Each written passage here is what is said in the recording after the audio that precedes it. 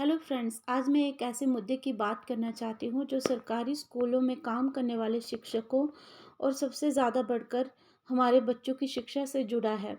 आज सरकारी स्कूलों में शिक्षकों को अलग अलग पोर्टल्स पर डाटा एंट्री, रिपोर्ट सर्विस और अन्य ऑनलाइन काम करने पड़ते हैं। निश्चित रूप से इनमें से कई काम प्रशासन के लिए आवश्यक हैं।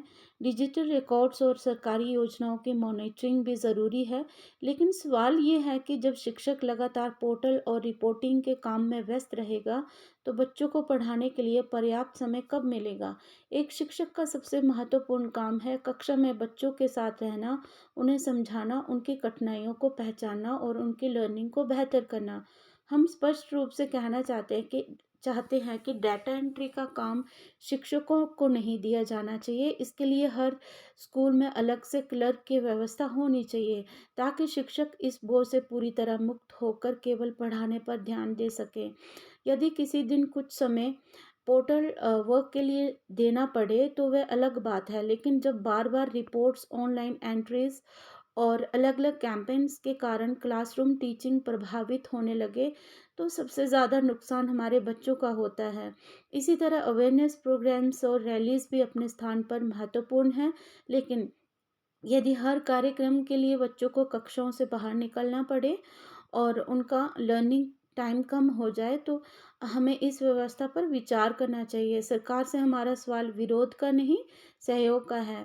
क्या ऐसी व्यवस्था बनाई जा सकती है जिसमें टीचर्स को आवश्यक एडमिनिस्ट्रेटिव वर्क के लिए अलग समय मिले और उनका अधिकतम समय क्लासरूम टीचिंग में लगे? क्या हर स्कूल में डाटा एंट्री के लिए क्लर्क की नियुक्ति की जा सकती है, ताकि टीचर्स पर अतिरिक्त बोझ ना पड़े? क्या unnecessary duplication of data entry को कम किया जा सकता है? क्या एक ही जानकारी को अलग-अलग पोर्टल्स पर बार-बार भरने की आवश्यकता को कम किया जा सकता है? और क्या अवेयरनेस प्रोग्राम्स इस तरह आयोजित किए जा सकते हैं कि बच्चों की नियमित पढ़ाई कम से कम प्रभावित हो?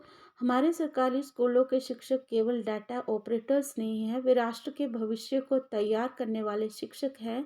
इसलिए हमारी अपील है, पोर्टल भी चले, व्यवस्था भी चले, लेकिन बच्चों की पढ़ाई सबसे पहले चले। क्योंकि किसी भी शिक्षा व्यवस्था की सफलता का अंतिम पैमाना ये नहीं कि कितने फॉर्म्स भरे गए, बल्कि ये है कि हमारे बच्चे वास्तव में कितना सीखे। आई होप आपको मेरी वीडियो अच्छी लगी होगी, और अगर तो आपको मेरी वीडियो अच्छी लगी तो प्लीज़ लाइक करें, शेयर करें और सब्सक्राइब करें मेरे चैनल को। मिलेंगे एक नई वीडियो में एक नए विषय के साथ, तब तक दीजिए इजाज़त। नमस्कार।